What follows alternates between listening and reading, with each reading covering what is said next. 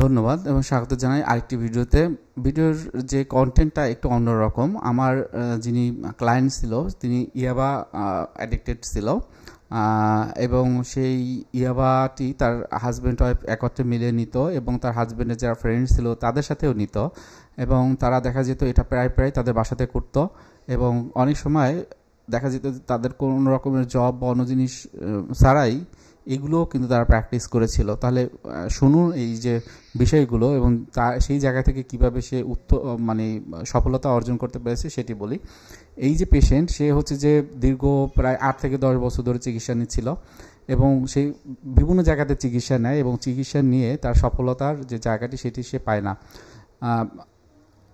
আমার এখানে আসার আগে প্রায় 3-4 বছর আগেও সে অনেকগুলো সেশন নিয়েছিল, কাউন্সেলিং সেশন, কিন্তু কোনোভাবেই সেখান থেকে বের হতে পারেনি, যেটা আমার জন্য খুবই ইম্পর্টেন্টলি এফেক্ট ফেলেছে। এবং আমি যখন তার সাথে কথা বলি আমি বুঝতে পারি যে তার ইয়াবা যে সে নিচ্ছে এটাকে সে সারতে পারছে না কোনোভাবেই, তার মোটিভেশনটা কাজ করছে না। তো এই ক্ষেত্রে তার কিন্তু স্ট্রেংথটা কিন্তু আইডেন্টিফাই করা খুবই ইম্পর্টেন্ট ছিল। ইনিশিয়ালি সে কিন্তু আমার কাছে যখন আসে বেশ কয়েকটা সেশন, প্রায় 3-4টা সেশন নেয়, যখন কিন্তু কোনো রকমের সাইকিয়াট্রিক সে কিন্তু ট্রিটমেন্ট নিচ্ছিল না। তো প্রথমে 1-2 সেশনের পর 3 নম্বর সেশনে সে কিন্তু অনেক ভালো ফিল করেছিল এবং সে কমিটেড ছিল যে সে কোনো কর্মী ইয়াবাটা নিবে না।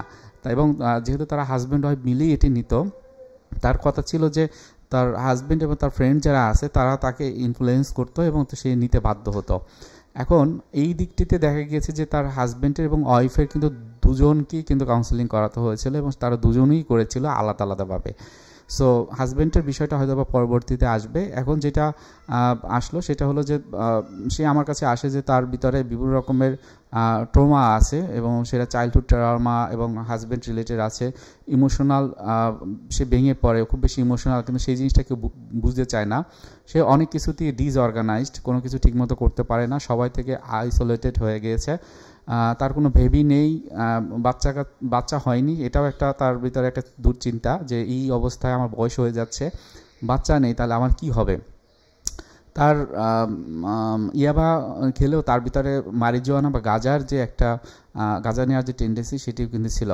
সে যে বিয়েটা করে সে বিয়ের ক্ষেত্রেও হলো যে তার হাজব্যান্ড যে সে হলো তার থেকে বয়সে কম এবং হাজব্যান্ডের ক্ষেত্রে দেখা গিয়েছে যে তার যে হাজব্যান্ডের যে মা ছিলেন তার ভিতরেও একটা ক্রনিক ইলনেস ছিল। অবশ্যই আমি আইডেন্টিফাই করে বলছি না, কারণ এমন হতে পারে সে বা অনেকেই তার পরিচিত আমার ইউটিউব চ্যানেলে আছেন, তবে যতটুকু বলবো আপনারা বুঝতে পারবেন, আশা করি কেসটা কনসেপচুয়ালাইজ করতে পারবে এবং কীভাবে সে এখান থেকে ভালো ফল পেয়েছে সেটি বুঝতে পারবেন। সো যখন এখানে আসে তখন কিন্তু তার হাজব্যান্ড ওয়াইফের ক্ষেত্রে দেখা গেছে যে তারা ভেবে যে নিবে কি নিবে না এখনও বুঝতে পারে না, কারণ এক হলো তাদের অ্যাডজাস্টমেন্টাল ইস্যুগুলো আছে নিজেদের ভিতরে, ফ্যামিলিতেও অনেক ঝামেলা আছে সেটা তারা মনে করে, এবং নিজেরা যে এই ধরনের একটা অ্যাডিকশনের ভিতরে ঢুকে গেছে সেখান থেকে বের হওয়া তাদের জন্য খুবই গুরুত্বপূর্ণ ছিল।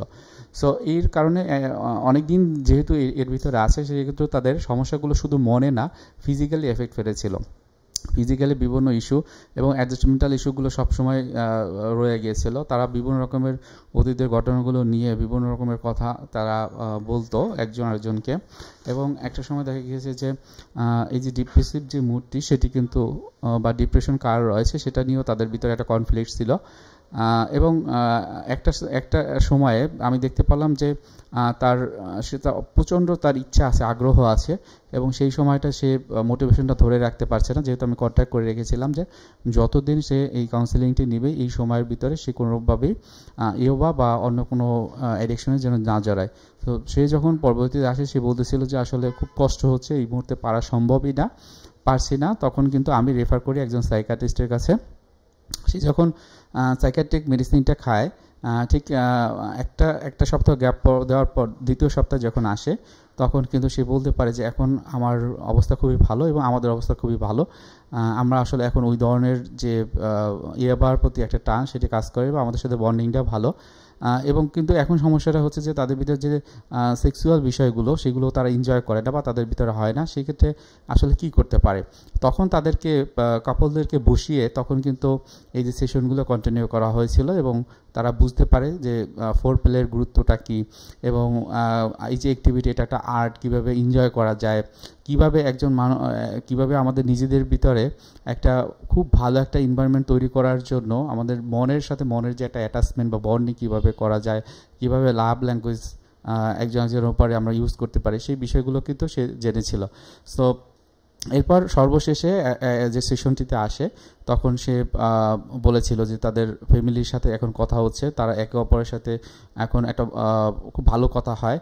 এইদিকে যে সিজোফ্রেনিয়া ছিল তার শাশুড়ির, মানে হাজব্যান্ডের যিনি আসছিলেন সে আলাদাভাবে বলেছিল তার ওয়াইফের হলো যে মায়ের।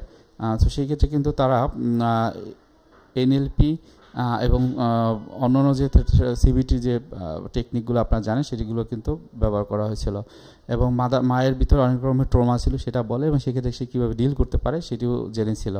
এবং সর্বশেষে সে খুব খুশি হয়েছিল, এবং যাওয়ার সময়ও কিন্তু মানে বেশ কিছু ইন্সপিরেশনাল কথা বলেছিল যে অনেক দিন ধরে চিকিৎসা নিচ্ছিলাম, আমার তো অন্ধকারে ছিলাম, সো খুব ভালো লেগেছে যে আসলে আপনার মনের কথাগুলো শেয়ার করতে পেরেছি।